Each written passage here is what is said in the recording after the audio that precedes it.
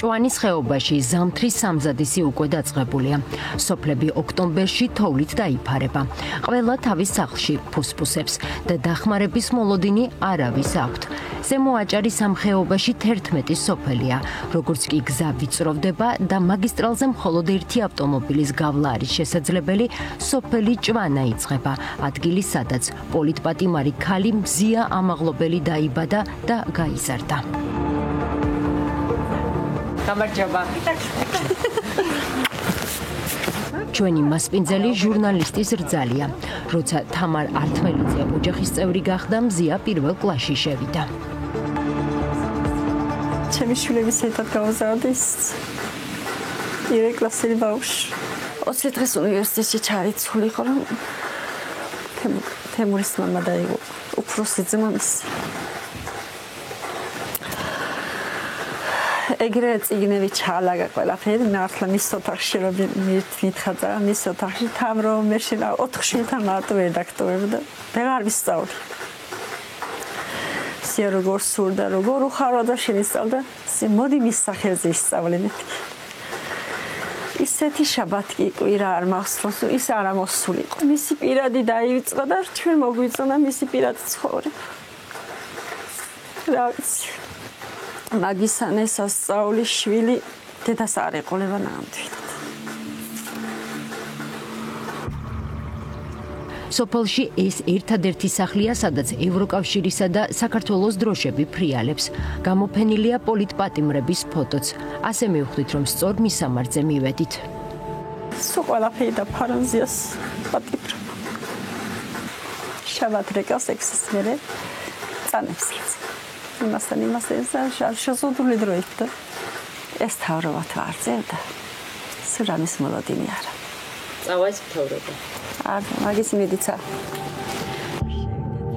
მზიას რძალს მეორე სართულზე ავყავართ და ჟურნალისტის ბავშვობაზე გველაპარაკება.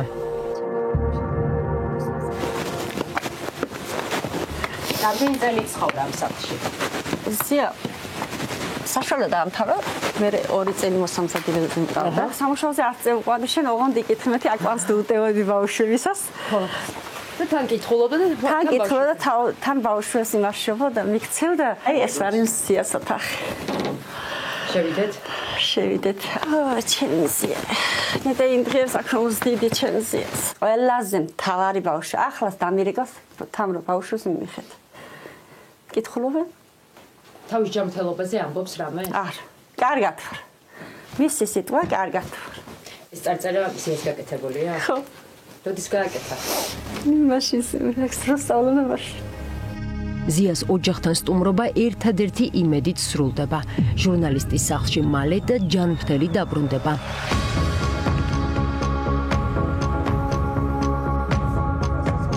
ბარისკენ მიმავალ გზაზე ქედაში ვჩერდებით. გამოკრულია საარჩევნო ბანერი პროპაგანდისტული გზავნილით. კაცი ბანერზე კი ოცნების მერობის კანდიდატი მამუკა თურმანიძეა. აზრს თუ ხშირად გეკითხებიან ხელისუფლებიდან. რაც რა ვიცი, თუ ახლა დაგჭირდა და შეაწუხებ, ეს არის თუ არა ახლა რაღაც ისე. აქეთ არავინ არ მოდის? მამუკა თურმანიძე. ვინ არის კანდიდატი ყოფილა ოცნებიდან, იცნობთ? კი ჩემი ზობელია, მაგალითად სოფლიდან. რომელი სოფლიდან არის? მერისიდან. მამუკა ძალიან გაიბიჭი, ახლა თუ არ გააფუჭა ამოცნება, წყალს და კანალიზაციას იმას რაღაცა აკეთებენ, არ ვიცი. ირანული პროექტიაო. აქაც ევროპა გვახმარება ამ შემთხვევაში. კი. საით უნდა წავიდეს საქართველოს ევროპისკენ თქვენ როგორ? აბა როგორ? უყურეთ ჩვენ სახელმწიფოს არასდროს მოქმედებს. ეს რომ იყოს ევროპულ სახელმწიფოზე დამოკიდებული და როგორც ჩვენ გვირჩევენ, ისე უფრო ლამაზი და ხუთიანი იქნებოდა. აი რას არ აკეთებენ? რას არ აკეთებენ? რა უნდა გააკეთონ ამ საწყლემო? აგიმა რა უნდა გააკეთონ? აგიმა რა უნდა გააკეთონ? გამოხატ ჩემი მეგობარი და მაგაცია მაგ. რა უნდა გააკეთონ რა? ბინა, დიქტატურა შეინარჩუნონ და წავიდნენ უნდა? რა უნდა აქნან რა? გაკნეს. დააქციენ, დაღვარენ. ერთი ხელით მოსიგენ საქართველოს გაყიდოს და არასდროს. ყიდიან ახლა საქართველოს? აღებული არაა თქვენი აზრით. მუშაობა არ არის, მაგრამ ყველაფერი ნორმალურად მიდის. მუშაობა არ არის, მაგრამ ნორმალურად მიდის ყველაფერი? ყველაფერი ნორმალურად. აბა თუ მუშაობა არა, რანაირად არის ნორმალურად? რა ვიცი, ქედას რა სჭირდება ეს ვითხარით? კედა ჩინდება თითქმის ყველაფერი.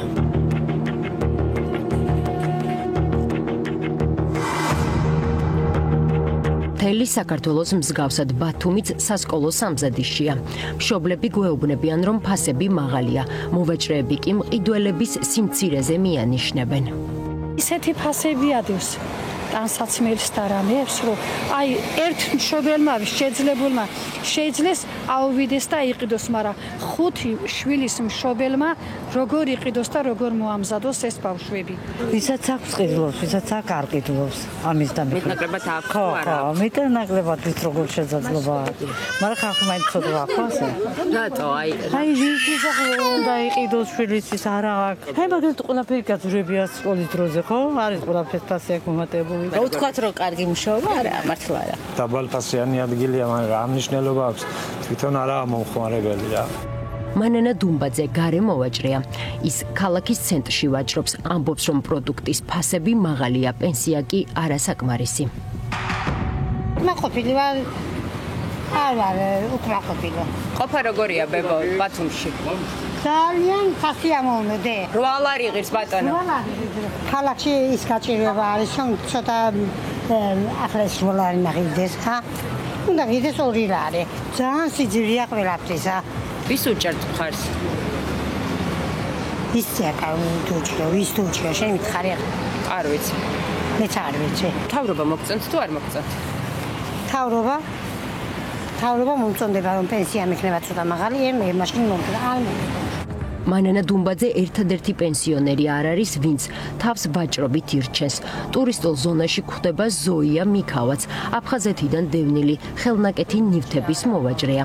სავსეა ბულვარიც, თუმცა ადგილზე გვეუბნებიან, რომ მათ ამის უფლებას კანონი უზღუდავს, რის გამოც ხშირად დაჯარიმებენ და ზღვის სეზონზე პურის ფულის შოვნის საშუალებას არ თმევენ.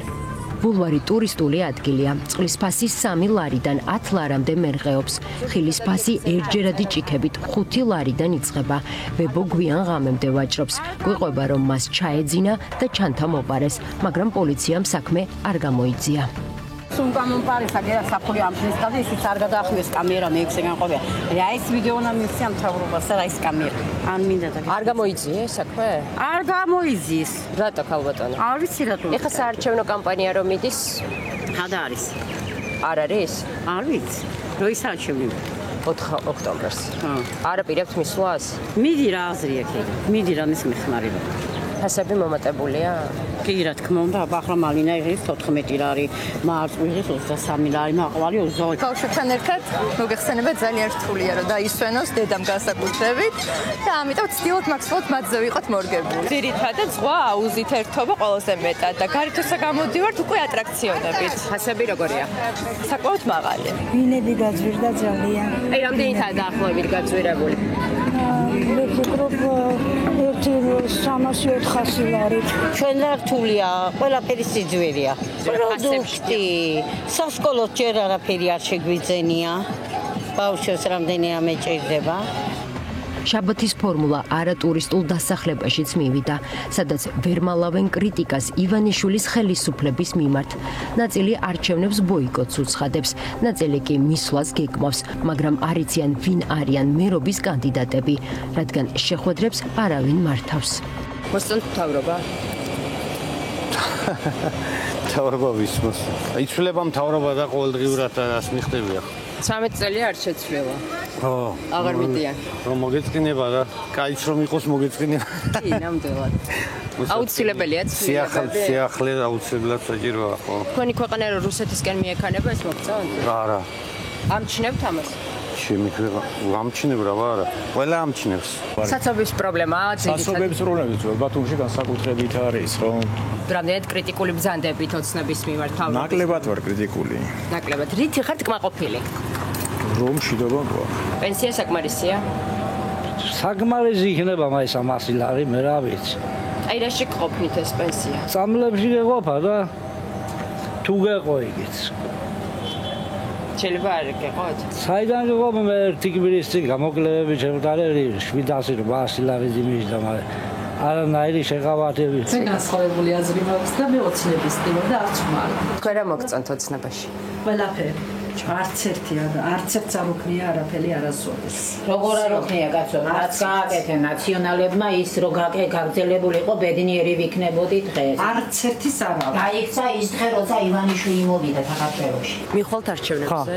კი, რა თქმა უნდა, ხო. ვინ არის კანდიდატი? მაგალითად ოცნებიდან. ახლა არ ვიცი ახლა. არ იცით, ოპოზიციიდანაც არ იცით. ბათუმის მერობა ვის არის? არ ვიცი, არა, ნამდვილად არ ვიცი. საარჩევნო სამზადისი თუ იგრძნობა ქალაქში? ჯერ მე არ მიგწნია, რა ვიცი. კანდიდატი იცით ვინ არის, რომელიმე პარტიიდან? არც ერთი არ ვიცი. აქაც შეხვედრაზე არავინ არ ისევ ყალაძეს რომ უნდა მერობა ეს ვიცით. პატიმარი რო ყავთ ბათუმში მზია ამაღლობელი, ხართ ინფორმირებული? ცოდვა რა თქმა უნდა მეცოდება, ქალი ახალგაზრდა ქალი არ უნდა დააპატიმრო. სამართლიანად არის დაჭერილი თქვენი აზრით? არა მგონია სამართლიანი იყოს მაშინ. რა უჭირს ბათუმს?